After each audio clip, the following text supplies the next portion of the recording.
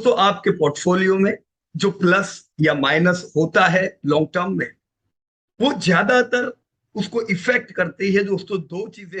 एक दोस्तों हमारे एक्सपेक्टेशन, जो या तो पॉजिटिव होते हैं या तो नेगेटिव होते हैं। पॉजिटिव एक्सपेक्टेशन पोर्टफोलियो को बूम करते हैं, उसी प्रकार से नेगेटिव एक्सपेक्टेशन पोर्टफोलियो को डाउन करते हैं। एक्सपेक्टेशन के अलावा दोस्तों एक्चुअल रियलाइजेशन से भी बाजार में बड़ी मूवमेंट आती है। तो ये रियलाइजेशन और एक्सपेक्टेशन हम कहां से करते हैं? एक दोस्तों कोर्स होता है नतीजे।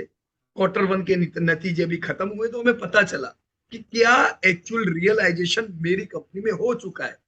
क्वार्टर टू के नतीजे अभी आएंगे, तो क्वार्टर टू के नतीजे हो, क्वार्टर थ्री के, क्वार्टर फोर के, ये जो पूरी रेंज है आने वाले समय की दोस्तों, कि आप जो कमाने वाले हो वो किधर से पता चलेगा कितना कमाने वाले हो, क्योंकि ये पोर्टफोलियो को इफेक्ट करेगा।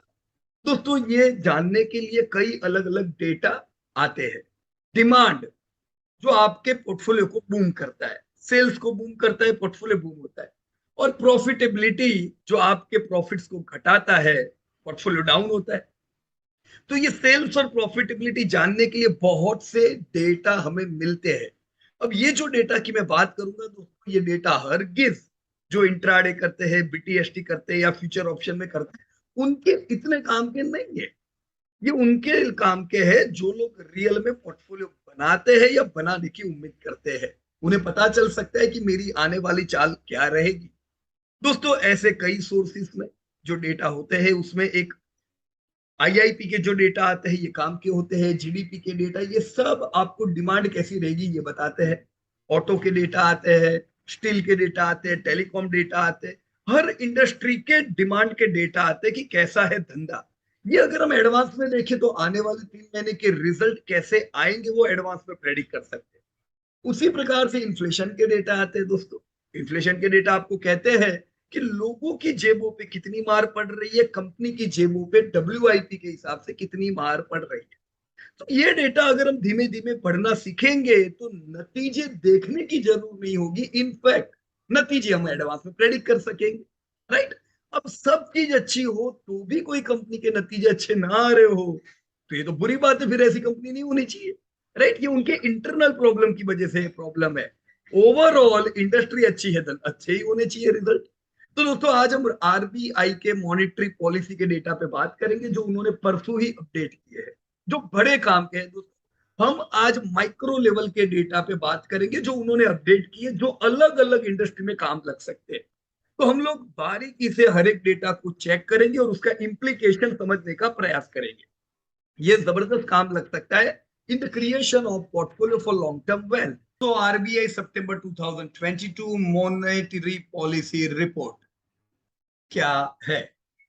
दोस्तों अभी तक हमने दो शॉक देख चुके हैं। Shock number one was covid pandemic, जिसकी जबरदस्त इफेक्ट हमने दुनिया भर के बाजारों में देखी, जिसमें से हम निकल गए। शॉक नंबर टू आया, that was conflict in Ukraine, उसमें से भी हम लोग सक्सेसफुली निकल गए।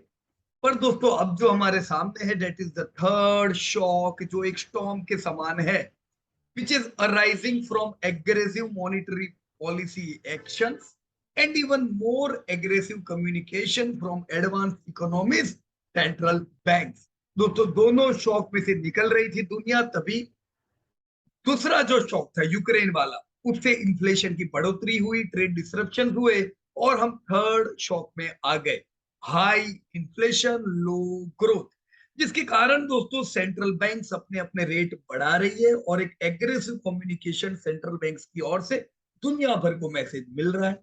दोस्तों ये एक बड़ा शॉक है जिसमें से अभी हम सब लोग गुजर रहे हैं। तो बहुत से लोग सोच रहे होंगे दोस्तों मेरे इंस्टॉलमेंट बढ़ गए, तो ये जो रेट हाइक जो परसों आरबीआई ने की, क्या ये आरबीआई की कर रहा है कि दुनिया भर में है? दोस्तों आप देख सकते हो मॉनेटरी पॉलिसी कमिटीज दुनिया भर की जो है उन्होंने कितने रेट बढ़ाए। Brazil 2% Chile 3.7, Colombia 4%, Hungary almost 7%, India only 1.4% plus परसों का 50% ऐड करो तो अब हम 1.90 पहुंचे हैं।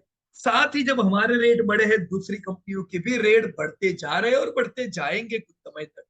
अब डेवलप कंट्री यूके यूएस से कंपेयर करो दोस्तों, यूके ऑलरेडी 1.50 है, यूएस 2.75% पहुंच चुका है। तो भारत के जो रेट हाइक्स है ये ग्लोबल गाइडेंस के साथ दोस्तों बढ़ते जा रहे हैं। The recent sharp rate hikes and forward guidance about further big rate hikes have caused tightening of financial condition and extreme volatility and risk aversion। सारे सेगमेंट दुनिया भर के दोस्तों बुरा परफॉर्म कर रहे हैं, फिर चाहे वो इक्विटी हो। आपने देखा इक्विटी में वर्ल्ड मार्केट में क्या हाल है, बॉन्ड मार्केट भी करंट बॉन्ड की हाई यील्ड के कारण दोस्तों जो एग्जिस्टिंग बॉन्ड्स होते हैं उनकी यील्ड लो हो जाती है। And currency markets are in turmoil across current countries. Stock market का परफॉर्मेंस आपके सामने दोस्तों 2021-22 में मेजॉरिटी ऑफ द इकोनॉमीज ने बढ़िया परफॉर्म किया, तब भी आपका इंडिया टॉप परफॉर्मर था। अब जब मेजॉरिटी ऑफ द इकोनॉमीज इस साल के H1 में बुरा परफॉर्म कर रहे हैं, ज्यादातर आप देखो सबके हाल बुरे हैं, तब इंडिया फिर भी स्टैंड करता है दूसरी कंट्रियों के मुकाबले। दोस्तों अभी भी इंडिया का परफॉर्मेंस वर्ल्ड मार्केट से बढ़िया है। दोस्तों इंडिया एक ब्राइट स्पॉट की तरह उभरता आ रहा है। अगर दोस्तों सितंबर तक आप एक्सटेंड करो तो आप देख सकते हो 80-85% ऑफ द कंट्रीज धड़ाम हुई है। ऐसे में दोस्तों ज्यादातर कंट्रीज की करेंसी तो बहुत बुरी गिरी है। Argentina 24, Turkey 20, south Africa 20। तो सोचो इनको जो एक्सपोर्ट इंपोर्ट करना होगा उसमें क्या होगा इनकी प्रोडक्ट का दोस्तों। अगर ऑयल इंपोर्टिंग कंट्रीज होगी तो बुरे हाल हो जाएंगे, अगर कंट्रीज ने एक्सटर्नल डेब्ट ज्यादा ली होगी तो बुरे हाल हो जाएंगे। वैसे देखा जाए तो इंडिया ऐसी कंट्रियों में है जिनकी लोएस्ट एक्सटर्नल डेब्ट है, तो अपनी कंट्री पे इसकी इफेक्ट नेगेटिव कुछ पड़ेगी कुछ कंपनियों पे, पर ओवरऑल नहीं। दोस्तों करेंसी में देखो तो इंडिया दोस्तों फिफ्थ वैसे देखा जाए तो टॉप परफॉर्मिंग कंट्री है, बाकी कंट्रियों के जैसा हाल नहीं है। यस हमारे रुपये ने नया लो लगाया है, पर दोस्तों अगर हम देखें वर्ल्ड वाइड की करेंसी 14.5% से टूटी है, उसके सामने हम खाली 60% टूटे, तो अपना परफॉर्मेंस अच्छा है। राइट, जब रिकवरी आएगी दुनिया भर में पहले अपना रुपया ही रिकवर होने वाला है। तो the global economy in the I of a new storm. कोई डाउट नहीं है दोस्तों, एक नए तूफान में पूरी ग्लोबल इकोनॉमी आ चुकी है। तो अब होगा क्या, चलो माइक्रो डेटा पे भी बात करेंगे अपन। इसमें इंडिया किधर स्टैंड करता है दोस्तों। Indian economy is resilient. Resilient क्यों, जीडीपी जबरदस्त, इन्फ्लेशन औरों से एवरेज, करेंसी हमारी दूसरों से कम गिर रही है, तो इसके कुछ कारण है। तो there is macro economic stability in India जिसकी हम बात करेंगे। The financial system remains intact with improved performance parameter. The country has withstood the shock from कोविड-19 and conflict in Ukraine also, है कि नहीं। और journey over the last 2.5 year दोस्तों, ये 2.5 साल इसलिए लिखा है कोविड के बाद का भारत का सिनेरियो दोस्तों पूरा बदल चुका है। हमारी दोस्तों कंट्री की जो कैपेबिलिटी है वो बढ़ चुकी है कोई भी प्रॉब्लम से निपटने में। तो इंडिया की और दुनिया भर की नजर है, वो इंडिया को एक सॉल्यूशन प्रोवाइडर की तरफ देखने लगे। प्रॉब्लम है यार, इंडिया के पास जाओ। Decisions and deliberations of the monetary policy committee, बहुत से जो माइक्रो लेवल के जो डेटा होते हैं उनको ध्यान में रखे, दोनों माइक्रो डेटा और मैक्रो डेटा जो ग्लोबली अफेक्ट कनेक्टेड होते हैं, दोनों को ध्यान में रख के क्या डिसीजन लिया। They've increased the policy repo rate by 50 basis point, 50 पैसे से रेट बढ़ाया है। तो अब हमारा रेट कहां पहुंचा है, 5.9% हम दोस्तों पहुंच चुके हैं। Remain focused on withdrawal of accommodation. दोस्तों हम लोग एकोमोडेशन की ओर आए थे जब पूरा समय कोविड का आया था, अभी क्या कर रहे हैं, focused on withdrawal of accommodation to ensure, ये एंश्योर करने के लिए कि इन्फ्लेशन टारगेट पे रहे। आने वाले समय में आरबीआई इन्फ्लेशन को फोकस कर रही है, पर ग्रोथ को ध्यान में रखते हुए क्यों रेट हाइक की है। The global economic outlook continue to bleak. दोस्तों बुरे हाल दुनिया भर के दिख रहे हैं, तो इसको ध्यान में रखना पड़ेगा। Financial conditions are tightening and recession fears are mounted, बराबर की नहीं, रिसेशन के फेयर पर आते जा रहे हैं world wide. Inflation continue to persist at alarming high level across jurisdictions। पूरे दुनिया में दोस्तों इन्फ्लेशन के लेवल अलार्मिंग लेवल पे पहुंच रहे हैं। दोस्तों central banks are charting new territory with aggressive rate hikes. ज्यादातर सेंट्रल बैंक से ये नए लेवल पे रेट हाइक को ले जा रहे हैं।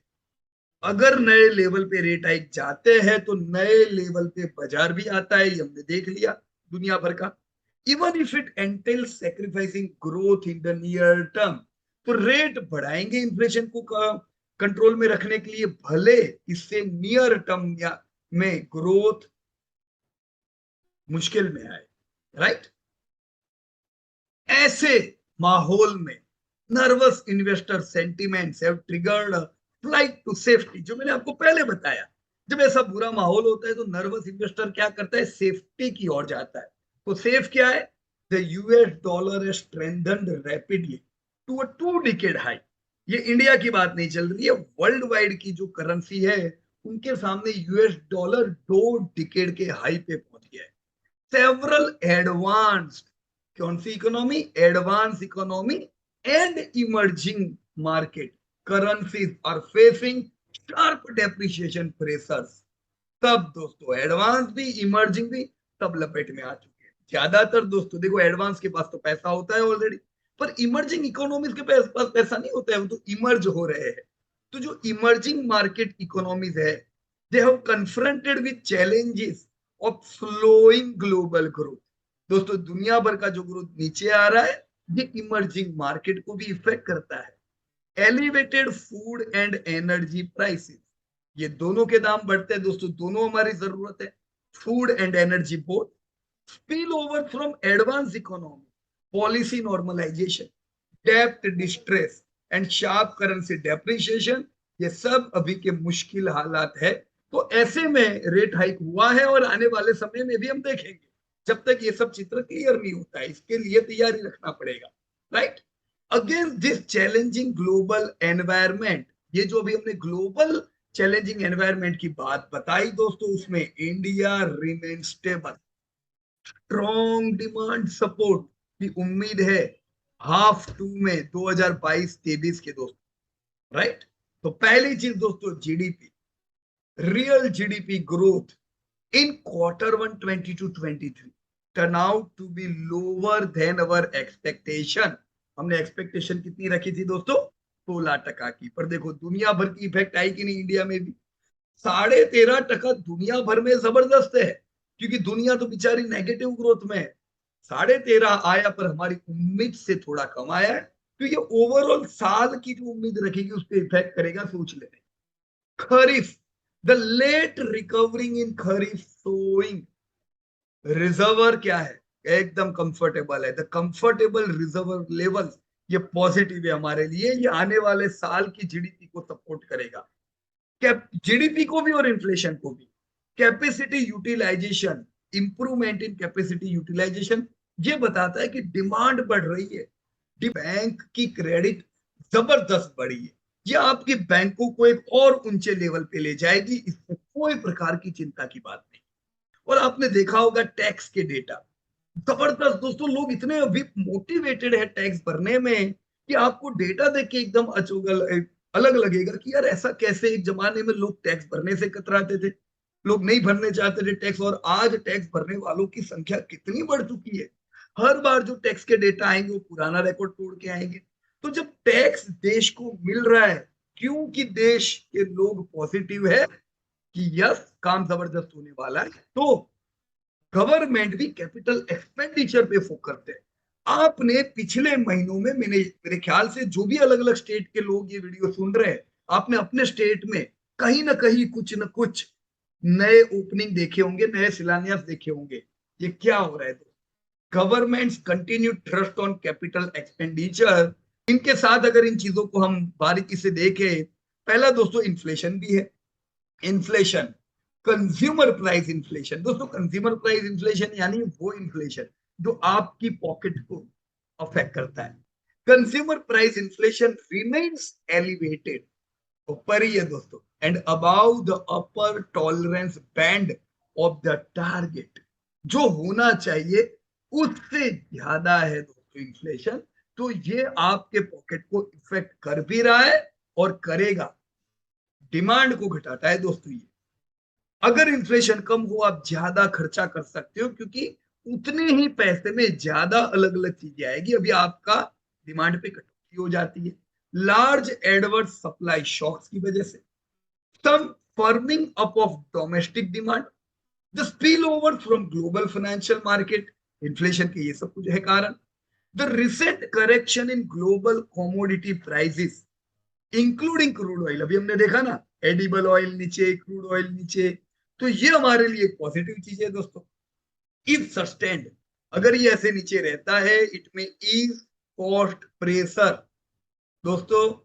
ये कुछ पॉजिटिव बदलाव अभी आए हैं जो हमारे लिए काफी अच्छे हैं दोस्तों, राइट। पीछे हटके एक बार देखो सरकार की नजर से, आरबीआई की नजर से दोस्तों, monetary policy had moved from neutral, कहां थे अभी तक, neutral to accommodative stand in June 2019। Problem कब आए दोस्तों, जून 2019, कोविड आने के साथ। तो जब ये प्रॉब्लम आए उससे पहले मॉनेटरी पॉलिसी न्यूट्रल थी, वो एकोमोडेटिव स्टांस में आई। उस समय रेपो रेट कितना था, 5.75%। Headline inflation was hovering around 3%, कितना था इन्फ्लेशन, 3% था, and was expected to be in the range of 3.4 to 3.7। दोस्तों 4% से कम ही होना चाहिए इन्फ्लेशन, और वैसा ही था वो टाइम इन H2 2019-20। आज दोस्तों इन्फ्लेशन इज होवरिंग अराउंड 7%। तो हम इस 20 की बात करें दोस्तों, H2 की, और अभी की अगर हम बात करें, हम 60% इन्फ्लेशन पे है, जो अच्छी बात नहीं है, and we are expecting it to remain elevated at 6%। आने वाले 6 महीना भी ये इन्फ्लेशन रहने वाला है, पर 6 के ऊपर है, वो टारगेट लेवल के ऊपर होगा, कंफर्टेबल लेवल से ऊपर होगा। 6 के नीचे है तभी कंफर्टेबल मानिए अपने आप। तो ये हमने पास्ट से अभी तक पॉलिसी दोस्तों देखी, क्यों अभी ऐसा स्टैंड गवर्नमेंट आरबीआई ने किया है। सो वाई रेट हाइक पे ही हम ये बात कर रहे हैं, government expenditure picks up on the back of high GST. मैंने पहले ही बताया दोस्तों आपको कि जीएसटी टैक्सेशन बढ़ता जा रहा है, लोगों का भरोसा बढ़ रहा है, तो गवर्नमेंट एक्सपेंडिचर भी पीक पे है दोस्तों। डायरेक्ट टैक्स कलेक्शन और जीएसटी दोनों अच्छे हैं, द सिस्टम लिक्विडिटी और फर्दर जाने वाली है।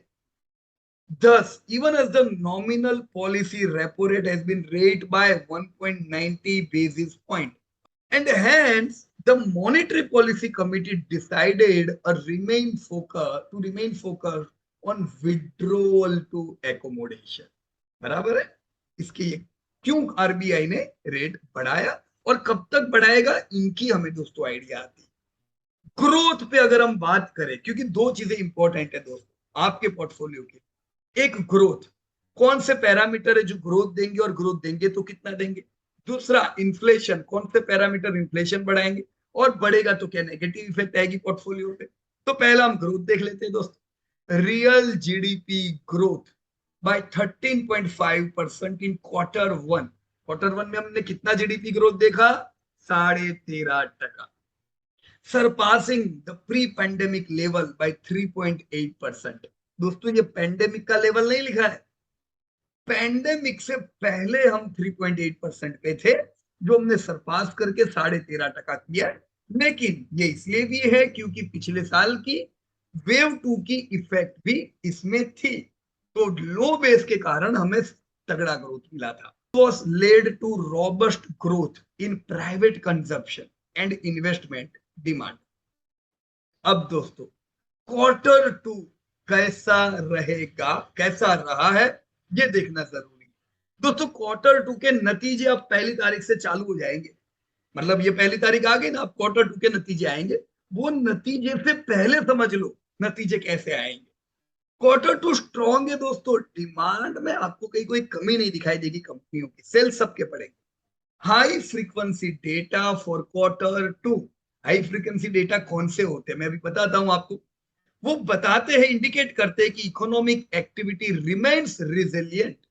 दुनिया भर में होगा बुरा हाल, इंडिया की इकोनॉमिक एक्टिविटी रिजिलियंट है, तगड़ी है एकदम दोस्तों। कौन से दोस्तों हाई फ्रीक्वेंसी डेटा देखे जाते हैं? Private consumption. प्राइवेट कंजप्शन से पता चलता है ओवरऑल कैसा डिमांड रह सकता है। अर्बन एरिया में डिमांड क्या है, क्योंकि ज्यादातर जीडीपी किधर से आती है? अर्बन से आती। इन्वेस्टमेंट डिमांड कैसी है, इन्वेस्ट कर रहे हैं कि नहीं कंज्यूमर और कंपनी लेवल पे? बैंक क्रेडिट कैसा है?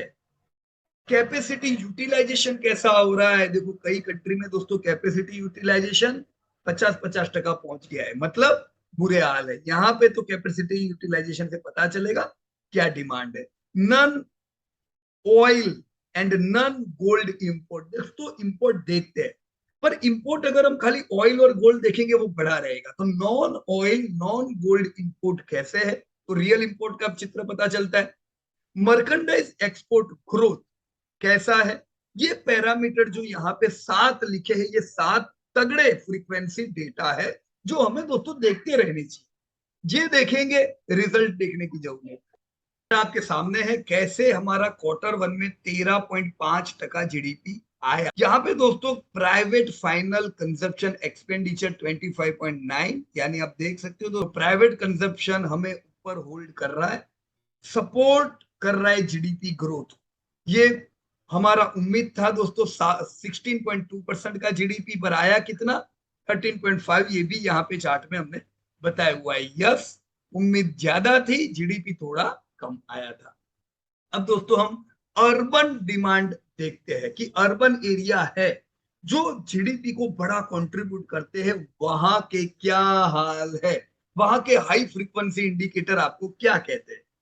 3 बड़े फेस्टिवल आ रहे हैं जो हर साल आपके बिजनेस को बूम करते हैं, पर ये साल का सेलिब्रेशन फेस्टिवल खास है और सही में बूम करेगा ऐसी उम्मीद है। क्यों? क्योंकि पिछले 2.5 साल में तो हमने सेलिब्रेशन मनाए नहीं थे। कोविड का पीरियड था, वेव 1 वेव 2। ये पहला सेलिब्रेशन है जब आप धमाकेदार मनाने वाले हो, इसकी इफेक्ट आप देख चुके होंगे। अभी जैसे नवरात्रि है गुजरात में, कैसा हुआ? बहुत समय बाद वापस लोगों ने मनाई। तो ऐसे दिवाली आएगी और अलग अलग सेलिब्रेशन आएंगे। ये इस बार के सेलिब्रेशन हर बार जैसे नहीं है, इस बार आप मनाने वाले हो तो ग्रोथ है दोस्तों। तो सेलिब्रेशन का भी इफेक्ट आपको दिखेगा। जो 4 major indicator, high frequency indicator देखे जाते हैं, देखा जाता है डोमेस्टिक एयर पैसेंजर ट्रैफिक। दोस्तों आप देख सकते हो 2019, 20, 21, 22 सबसे ज्यादा एयर पैसेंजर ट्रैफिक कब हुआ करता था? 2019 में। 2020 में कोविड के इरा में दोस्तों करीबन आधा टर्नओवर हो गया था। आधा पैसेंजर ट्रैफिक था तो आपकी फ्लाइट्स के भी धंधे आधे थे। 21 में रिकवरी आई, पर हमने देखा इंडिगो का टर्नओवर 19 से ज्यादा नहीं था, 20 से तो ज्यादा ही होने वाला था ऑब्वियसली, पर अभी हमने लाइफ टाइम में ही नहीं लगाया था। 2022 में अभी हम लोग जहां पे है, हम लोग अभी पिछले दोनों साल से ऊपर है, लेकिन 2019 से ऊपर नहीं है। तो अब तक हम 2019 से थोड़ा नीचे चल रहे हैं। ये पूरा साल हम ये उम्मीद कर सकते हैं कि 2019 का जो एयर पैसेंजर ट्रैफिक था वहां तक रहेंगे। 2 साल के पूरे समय से कम इंडिगो एयरलाइन अगर आपके पास है तो ये सोच लो धंधा बढ़ के आने वाला है। अगले साल, ये साल चलो फिर भी हम 19 जैसे रहेंगे, पर अगले साल जरूर उम्मीद करेंगे लाइफ टाइम हाई सेल्स आएंगे। तो बुरा समय आपकी एयरलाइन का निकला। B, passenger vehicle sale. Passenger vehicle sale भी दोस्तों आप देख सकते हो 19 में अच्छे थे, फिर 20 में 19 से अच्छे आए, तो पैसेंजर व्हीकल की बिक्री बढ़ रही थी। ये 19 में अच्छे थे पर वे 17 से अच्छे नहीं थे। तो ओवरऑल जो ट्रेंड चल रही थी अच्छी नहीं चल रही थी। 2021 तो और बुरा था, पिछला साल दोस्तों। दूसरी जगह का देखो जैसे एयर पैसेंजर ट्रैफिक, तो ये 2021 आप देख रहे हो 2020 से अच्छा था, राइट? 19 से तो बुरा ही होगा, पर पैसेंजर व्हीकल में ऐसा नहीं है। पैसेंजर व्हीकल में 2021, 2020 और 19 दोनों से बुरा था।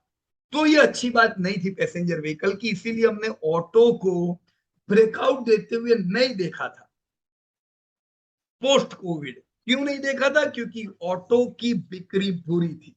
पर 2022 में जब हम है दोस्तों, 2022 में हम पिछले तीनों साल से ऊपर चल रहे हैं, मतलब बिक्रियां अच्छी है।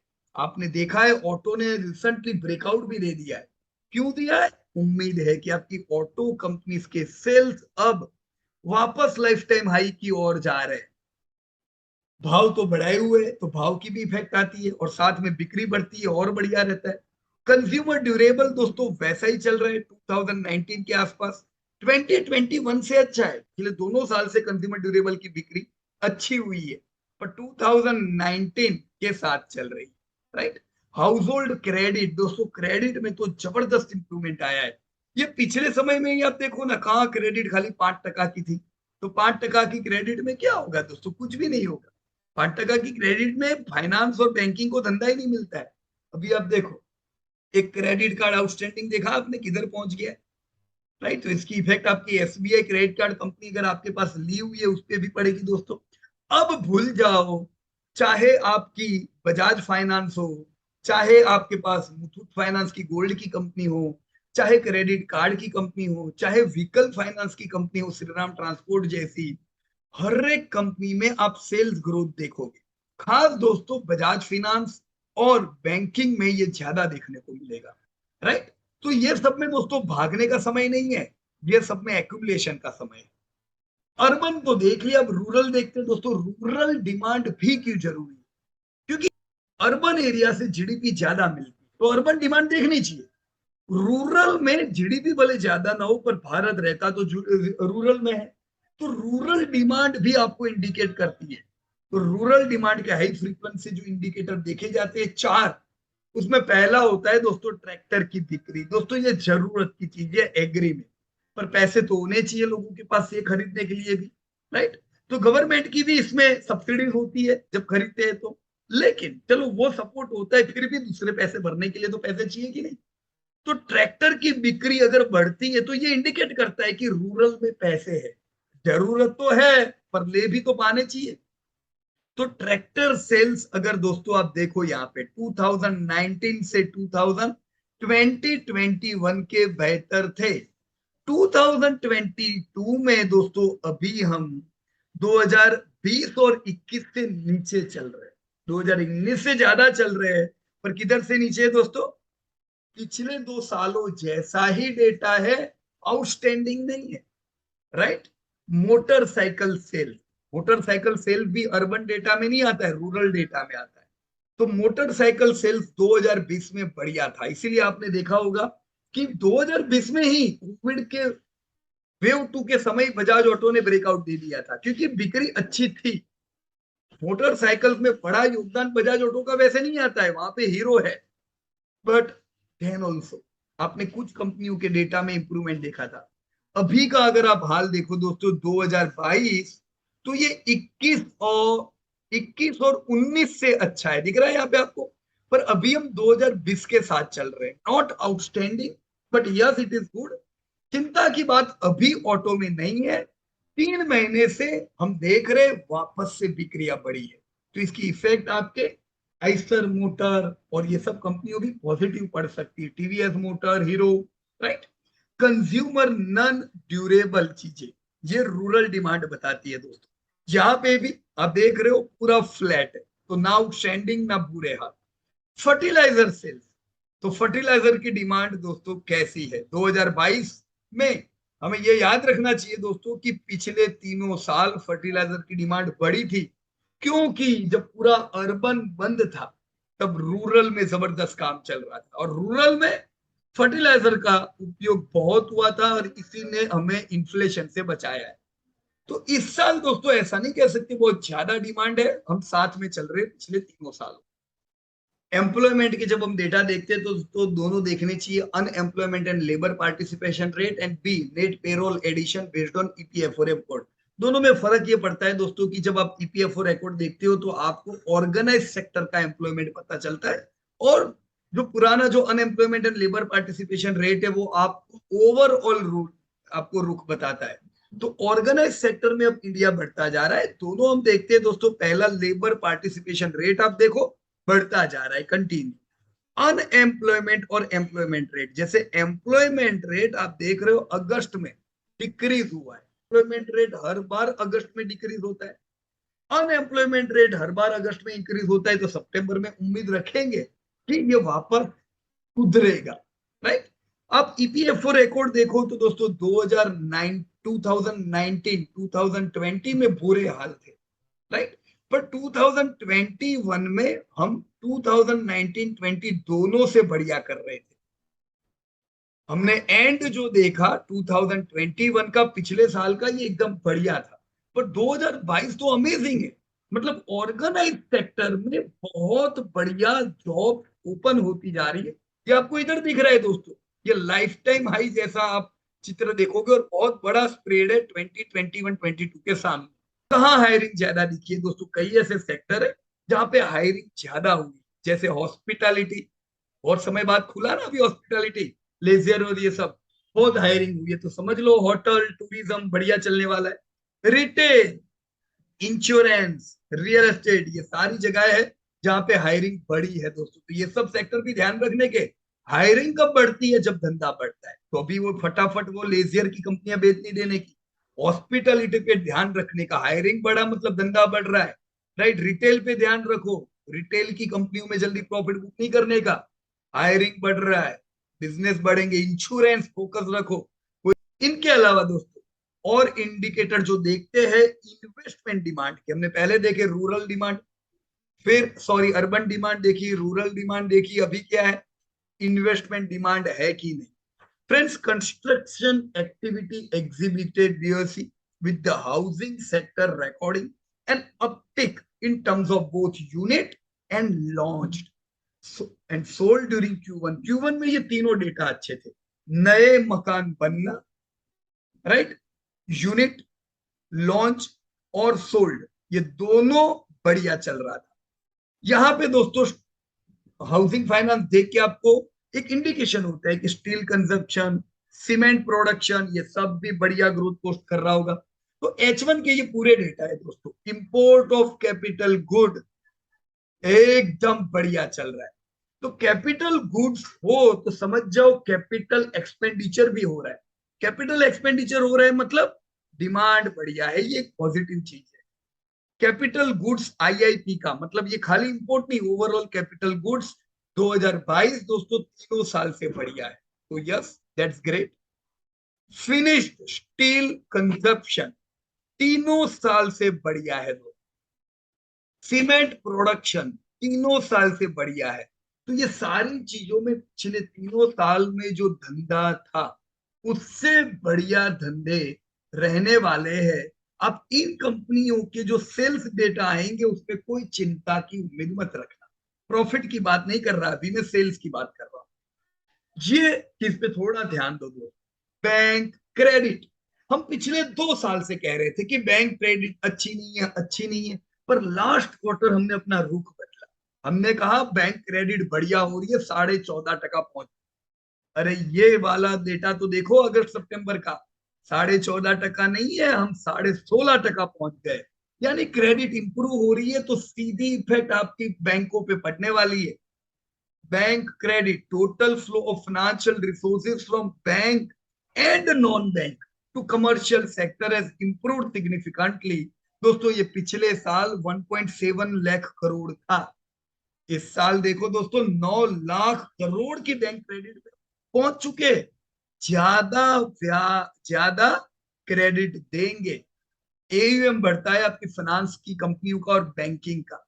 ये इंटरेस्ट इनकम बढ़ाता है आपकी बैंक का और फाइनेंस की कंपनियों का। तो बिल्कुल प्रॉफिट बुकिंग नहीं सोचने का, फाइनेंस और बैंकिंग में ये धमाकेदार रिटर्न देंगे दोस्तों।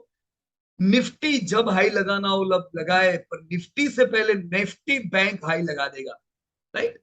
क्रेडिट फ्लो अगर आप देखना चाहते हो कि अक्रॉस द बैंक ज्यादा क्रेडिट फ्लो किधर है, दिस इज द डेटा दोस्तों।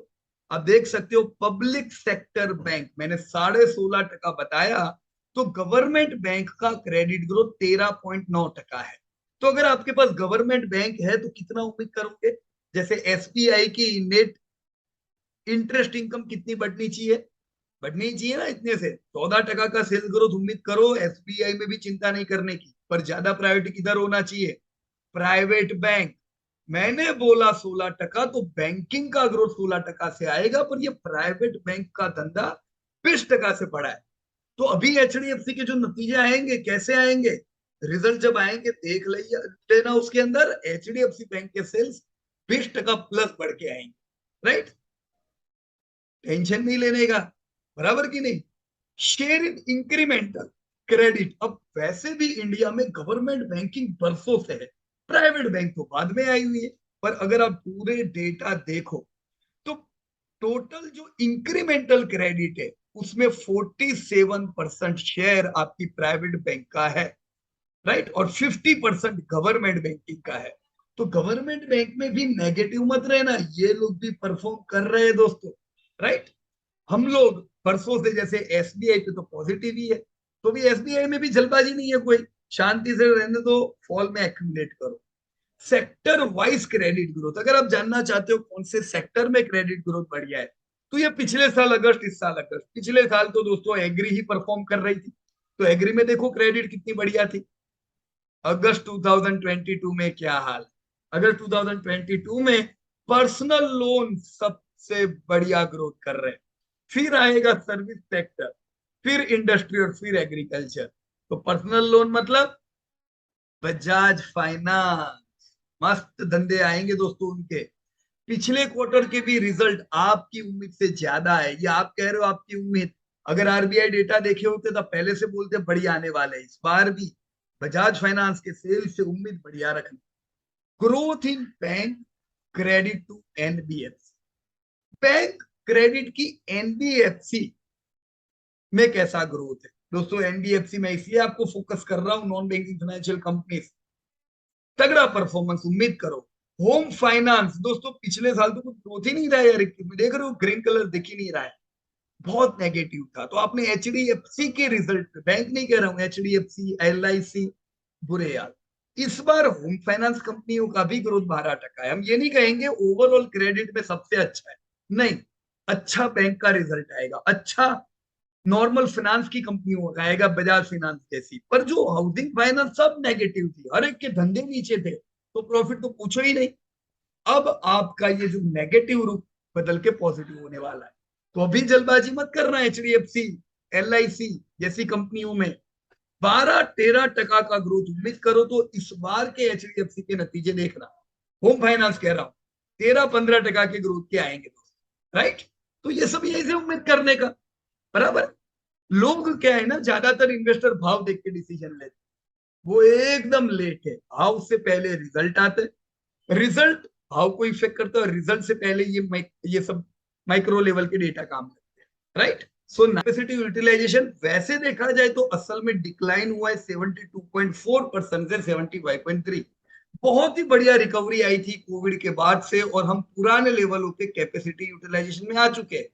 पर सीजनली एडजस्टेड डेटा देखे तो वो एक्चुअली क्वार्टर वन में अपटिक हुआ है, और ये अपटिक अच्छा ही रहेगा ऐसी उम्मीद कर रहे हैं।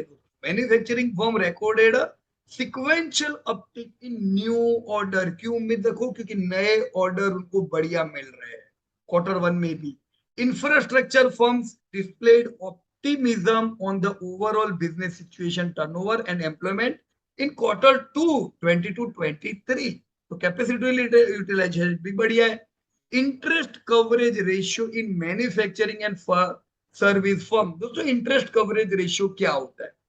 इंटरेस्ट कवरेज रेशियो देखने से पता चलता है कि आपकी जो मैन्युफैक्चरिंग की कंपनियां हो, सर्विस सेक्टर हो या आईटी हो, ये सब कंपनियों की डेप्ट पेइंग कैपेसिटी कैसी है।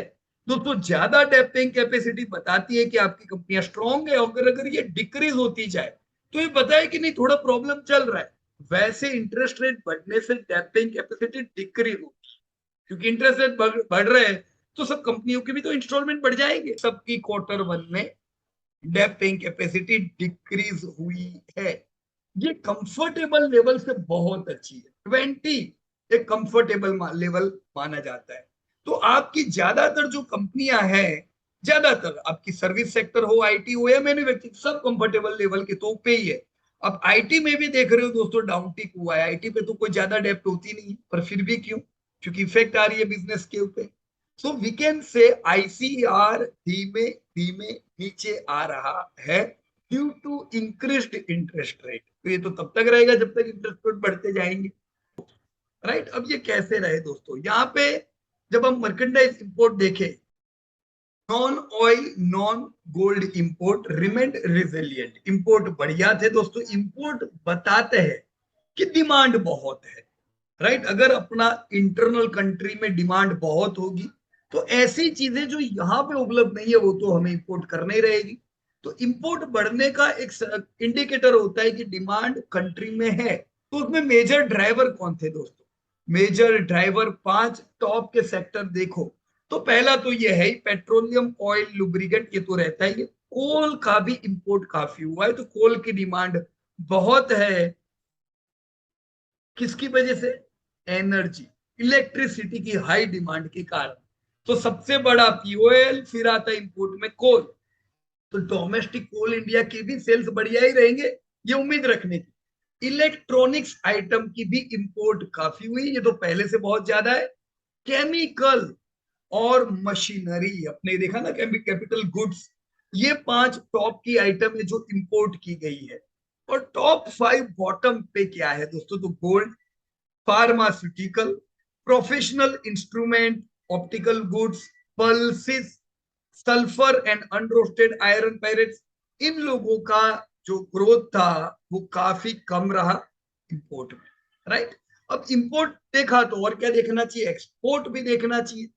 एक्सपोर्ट ग्रोथ देखे तो दोनों चीजों को समझे। इंपोर्ट ग्रोथ कब अच्छा होता है? जब दो चीजें होती है कि डिमांड जबरदस्त हो कंट्री में, अपने कंट्री में डिमांड है तो इंपोर्ट बढ़ रहा है। अब वो चीजें अभी यहां से मिलती नहीं है।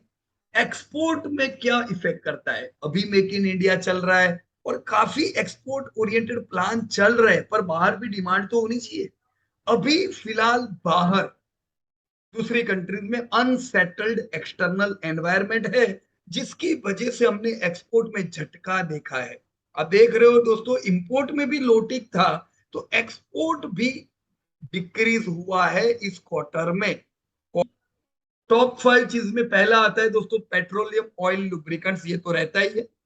इलेक्ट्रॉनिक्स का एक्सपोर्ट बहुत अच्छा हो रहा है, तो इलेक्ट्रॉनिक्स, आप अपनी कंपनी सब जो है इलेक्ट्रॉनिक्स की उसको भी ध्यान रखना। केमिकल की कंपनियां देखो, केमिकल तीसरे नंबर का बड़ा एक्सपोर्ट है, तो आपकी केमिकल कंपनियों में भी आप सेल्स ग्रोथ देखोगे।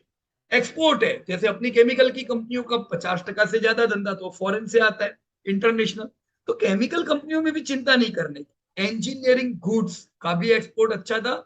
और रेडीमेड गारमेंट 5वां था। तो दोस्तों अप्रैल को भूलो नहीं, रेडीमेड गारमेंट्स इंटरनल भी दोस्तों अच्छा कंज्यूम हो रहा है और हम उसको एक्सपोर्ट भी कर रहे हैं। तो गारमेंट्स की जो कंपनियां हैं वहां पे भी बिल्कुल प्रॉफिट बुकिंग करने की जरूरत नहीं है। ये क्वार्टर भी उम्मीद करो गारमेंट्स, केमिकल, इनके सेल्स बढ़ के ही आने वाले हैं। सबसे बुरा क्या कर? आयरन और, right, mining related, cotton, yarn, right, plastic and linoleum, handicraft, carpet, ये सबका सबसे बॉटम मोस्ट एक्सपोर्ट में आते हैं, राइट। नाउ फ्रेंड्स, ये सब जो हम डेटा देख रहे हैं दोस्तों, ये हाई फ्रीक्वेंसी डेटा हम इन सबको कह सकते हैं। Non oil non gold import और एक्सपोर्ट दोनों डेटा दोस्तों हमने देख लिए। अब सप्लाई साइड के कुछ डेटा देखें जो सप्लाई को स्ट्रॉन्ग करते हैं। इन द सप्लाई साइड दोस्तों, the agriculture sector remains resilient. हम कुछ भी कहे, मानव सर्जित चीजें इंपॉर्टेंट है, पर आफ्टर ऑल हम सब डिपेंड तो भगवान पे है। बरसात अच्छी होगी नहीं तो ये सब चीजें दूसरी कोई काम की नहीं रहती है दोस्तों। तो what was this time? The monsoon rainfall was 7% above the long period average age on सितंबर 29। आप देख सकते हो पहला graph, cumulative weekly progress of south west monsoon rainfall. दोस्तों इस साल 2022 में हम देख रहे हैं कि 20-21 से लेट शुरुआत हुई। वीक 1, वीक 2, वीक 3, वीक 4 कम बरसात थी पिछले दोनों सालों के मुकाबले। पर हमने वीक जुलाई महीने में, जैसे जून में तो हम वीकी थे, जुलाई के दूसरे हफ्ते से हमने 2020 और 21 के लेवल को ब्रेक करके अच्छी बरसात की। अब ये तो हम इंग्लिश महीने में गिनते हैं तो ठीक है, पर अगर आपने हिंदी महीनों के हिसाब से गिने हैं तो बरसात सही समय पे आई, इंग्लिश महीनों के हिसाब से लेट आई। तो ये डेटा आपको बराबर कहता है कि चलो लेट आई पर दुरुस्त आई। शुरुआत में थोड़ा सा डर था कि अगर बरसात नहीं गिरी तो क्या, पर दोस्तों बरसात ने पूरा रंग रखा है और आपको मंदी से बचाया है। कंपेरेटिव रेनफॉल पोजीशन 18, 19, 20, 21, 22 पूरा 22 देखो दोस्तों, तो ज्यादातर जो सब डिवीजन है उसमें नॉर्मल बरसात रही, दिस इज ग्रेट। कुछ जगह पे एक्सेस बरसात रही और डेफिशिएंट वाले एरिया बहुत ही कम है, तो नॉर्मलिटी वाले सब डिवीजन ज्यादा है। खरीफ सोइंग प्रोसेस दोस्तों, अगर आप एंड अगस्त देखो तो कम सोइंग हुआ था, जिसकी इफेक्ट आपने इन्फ्लेशन पे भी देखी। पर सितंबर 23 में आप खरीफ सोइंग प्रोसेस देखो तो वापस से पहले के साथ में आ चुकी है, तो इन्फ्लेशन को थोड़ा ईज करने में मदद कर सकती है।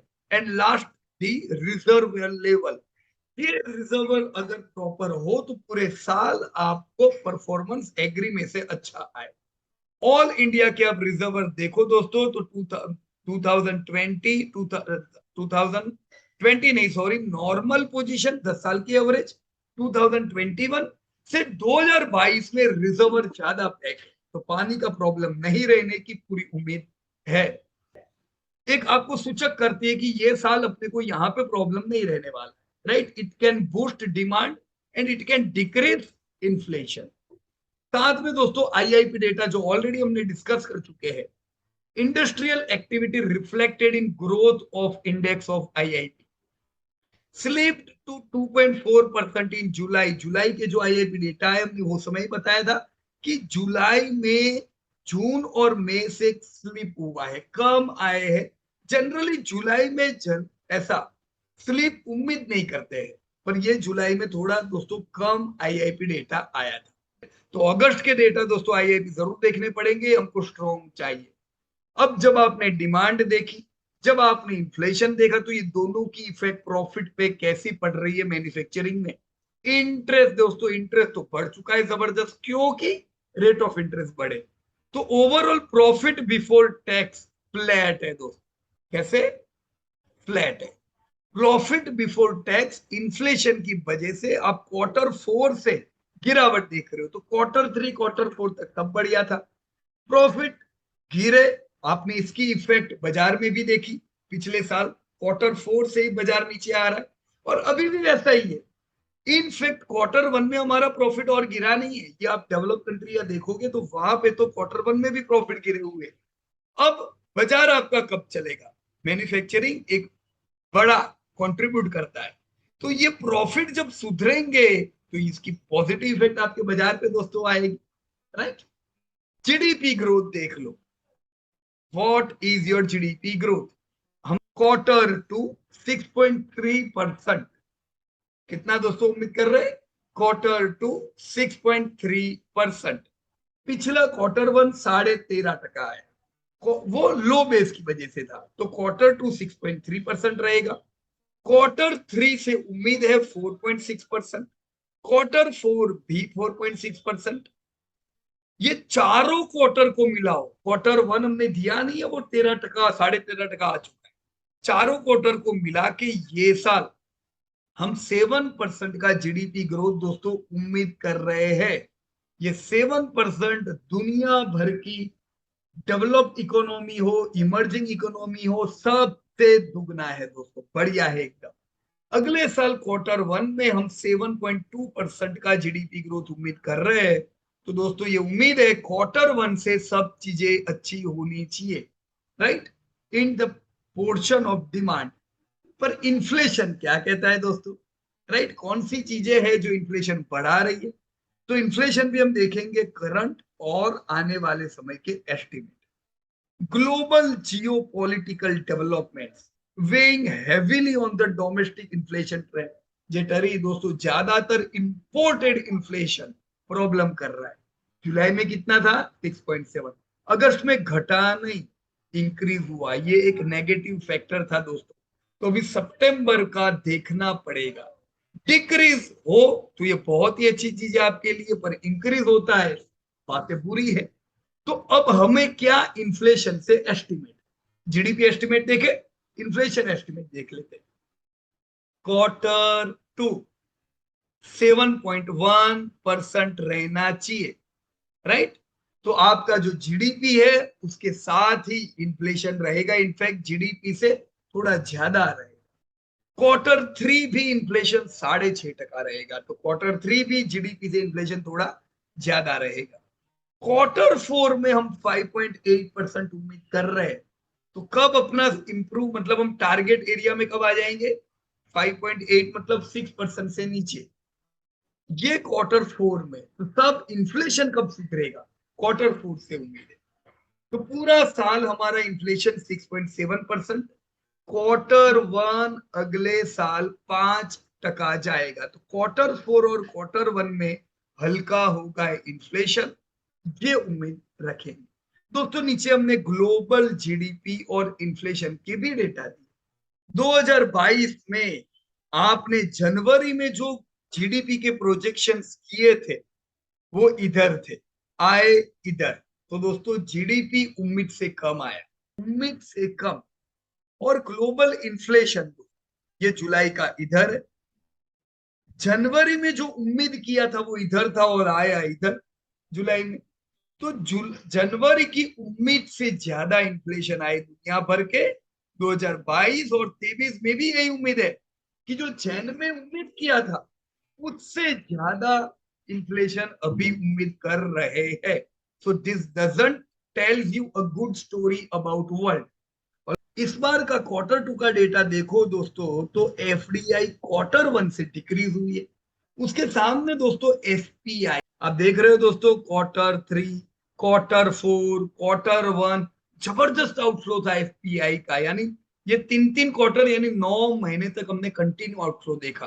पर Q2 में हमने वापस धमाकेदार एंट्री एफपीआई की इंडिया में देखी है। फॉरेन एक्सचेंज रिजर्व भी दूसरी इकोनॉमी के मुकाबले दोस्तों फेवरेबल है इंडिया का।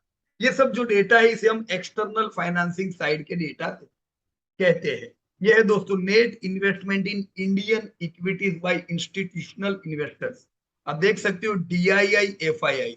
दोस्तों 2022 में 2021 में आप देख सकते हो डीआईआई एग्रेसिव थे और एफपीआई के हाल बुरे थे, कंटिन्यू आउटफ्लो हमने देखा इनफैक्ट जून 2022 तक। जुलाई में आपने एफपीआई की एंट्री देखी, वापस से बाजार में आपने रिकवरी भी देखी।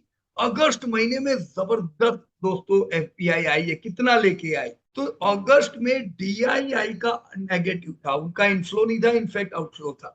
पर एफपीआई हाईली एग्रेसिव थे दोस्तों हमारे मार्केट में। एडिशनल मेजर देखे गए, जैसे बैंक के लिए ये इंपॉर्टेंट है, discussion paper on expected loss, EL जिसको बोलते हैं, best approach for loan loss provisioning bye banks. दोस्तों बैंक्स जो एनपीए करती है उसमें बड़े बदलाव का डिस्कशन पेपर लाया गया है, जो बहुत लेट जो पता चलती है हमें कि एनपीए आ गई, उनसे एडवांस में प्रोविजन करवाए। तो ये चीज दोस्तों आपके बैंक के लिए बहुत ही पॉजिटिव है। तो बैंक के लिए पॉजिटिव क्या क्या था? क्रेडिट ग्रोथ, साथ में एनपीए तो कंटिन्यू डिक्रीज होता जा रहा है, वो भी डिक्रीज हो रहा है। और ये जो डिस्कशन पेपर जो आया है, this is highly positive for bank. Second, discussion paper on off stressed assets framework SSAF, ये भी दोस्तों एनपीए के लिए, एनपीए के बाद जो स्ट्रेस्ड एसेट्स फ्रेमवर्क पे जो काम करते हैं उसके लिए पॉजिटिव है। तो जल्दी लिक्विड हो जाएगी चीजें दोस्तों। तो ओवरऑल बैंकिंग के लिए तो दोस्तों ये अच्छा ही रहा जो भी पॉलिसी जो आई है। एट द एंड कंक्लूजन क्या लेंगे? सामने एक टॉन्टिंग चैलेंजेस है दोस्तों, पूरे हाल है दुनिया भर के। India India the underline fundamentals of our economy and the buffers built over the years, पिछले सालों के जो बफर्स बिल्ड किए हैं और जो भी हमने डेटा देखे माइक्रो डेटा इंडिया की भी, have stood us in good state. तो इंडिया में हाल बुरे नहीं है, बढ़िया ही है, पर हम अफेक्टेड तो रहेंगे दुनिया से। तो दुनिया का इंडेक्स डाउन आएगा, इंडिया का भी डाउन आएगा। सुधरेंगे हम दुनिया से पहले, और सबसे ज्यादा घोड़ा आपका इंडिया का दौड़ने वाला है। ये समय पे दोस्तों, ये तो आरबीआई की पॉलिसी तो परसों की है। कल आपने देखा हो तो धमाकेदार लॉन्चिंग हुआ है 5G का, 5th जनरेशन। दोस्तों जस्ट अंदाजा लगाओ, ये 1 ट्रिलियन इकोनॉमी को और कंट्रीब्यूट करने वाला है। हम 5वीं कंट्री है दोस्तों अभी तो अब हम चौथे 5वीं कंट्री बनने लगे हैं। हर चीज में डेवलप्ड इकोनॉमीज के साथ हमारी गिनती हो रही है दोस्तों। मेजर्स कुछ जो लिए दोस्तों आरबीआई ने, RBI taken a series of measures since April 2022, जब से इन्फ्लेशन बढ़ के आया है, in the backdrop of geopolitical tensions, sanctions and supply chain disruption. RBI will remain resolute and preserve in efforts to ensure price stability as well as financial stability while supporting growth. मैंने डाउ Jones का data बताया यहाँ पे आपको। पूरी चीज की इफेक्ट किधर है दोस्तों? Dow Jones. अभी जो हमने monthly closing, quarterly closing Dow Jones का देखा, लेट मी टेल यू, ये ईयरली लो के नीचे था। क्वार्टरली एक नया लो लगा, नया lower low, lower high, lower close in quarterly basis. This is negative for Dow Jones. 28,730 है दोस्तों, मुझे 27,500 डाउ जोन्स दिख रहा है। So the negative trend is directly visible in Dow Jones. मैंने नास्डेक तो बताया नहीं है, वो तो और बुरा है। Fall toward 27,466 8 is clearly visible. जब वर्ल्ड मार्केट गिरता है, इंडियन मार्केट को भी उसकी इफेक्ट होती है। पर दोस्तों अगर आपके फंडामेंटल स्ट्रॉन्ग है तो कम गिरता है, ज्यादा दौड़ता है।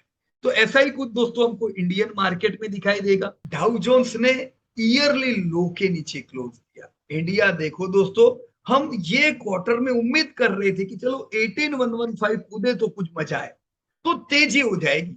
पर दुनिया के हाल ऐसे बुरे हैं कि 18,115 हम ब्रेक नहीं कर सके, तो वो नेगेटिव है। सामने पॉजिटिव क्या है यार? हमने क्वार्टरली लो भी कहां तोड़ा है। तो ये क्वार्टर तो हमने हायर हाई भी नहीं लगाया, लोअर लो भी नहीं लगाया, तो हम तो रेंज बाउंड है। तो नेगेटिव मत उम्मीद करना इंडियन मार्केट से, राइट? नेगेटिव किधर उम्मीद करना? जो क्वार्टरली लो तोड़ के बैठे हुए। ऐसे समय पे भी इंडिया क्वार्टरली लो नहीं तोड़ा, क्वार्टरली हाई नहीं तोड़ा, तो एक रेंज बाउंड माहौल उम्मीद करो। मैं 15,500 से 18,100 का एक रेंज उम्मीद कर रहा हूं आने वाले 3 महीने के लिए, नेक्स्ट 3 मंथ, पूरा क्वार्टर। तो क्या करने का? जितना नीचे आता है 15,500 के करीब और एक्यूमुलेट करो। यही वो समय होता है दोस्तों स्ट्रॉन्ग कंपनी इकट्ठा करने। जैसे ही वर्ल्ड इंप्रूव करेगा, इंडिया का तो इंप्रूवमेंट ऑलरेडी है, या आपको पता नहीं चलेगा, उससे पहले हम क्वार्टरली हाई ब्रेक करेंगे। और एक बार क्वार्टरली हाई ब्रेक हुआ 19,600 के पहले, आपकी गाड़ी की ब्रेक नहीं लगेगी। अब लोग क्या करते हैं ना, मैं सब सुधरेगा तब, उनको कभी अच्छी कंपनियां नहीं मिलती। जब सब बिगड़ा हुआ है तभी इकट्ठा करना चाहिए। तो ये 3 महीना क्या उम्मीद रखेंगे दोस्तों? 15,500 से 18,100 माल इकट्ठा करने का मौसम है दोस्तों। बहुत ही बढ़िया दोस्तों, मुझे कोट याद आता है इंटेलिजेंट इन्वेस्टर किताब का लिखा हुआ, a market downturn doesn't bother us. हमें दोस्तों कभी बाजार गिरता है तो कभी सही में बॉदर नहीं करता है, क्योंकि अब सब पक्के हो गए। It is an opportunity to increase our ownership of great companies with great management at good prices. दोस्तों ऐसे समय में bad companies with bad management भी अच्छे दाम पे है।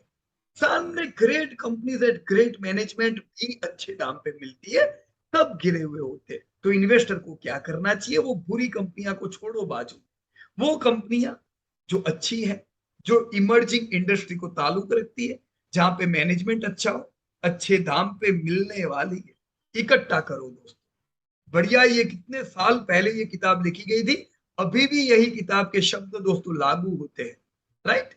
सो बहुत अच्छा लगा आप सब लोगों के साथ बातचीत करके। तो 19 अक्टूबर से नई बैच शुरू होगी। आप में से जो लोगों को लगता है मुझे ऑर्गेनाइज वे में सीखना है, thank you very much and जय हिंद टू एवरीबॉडी। धन्यवाद।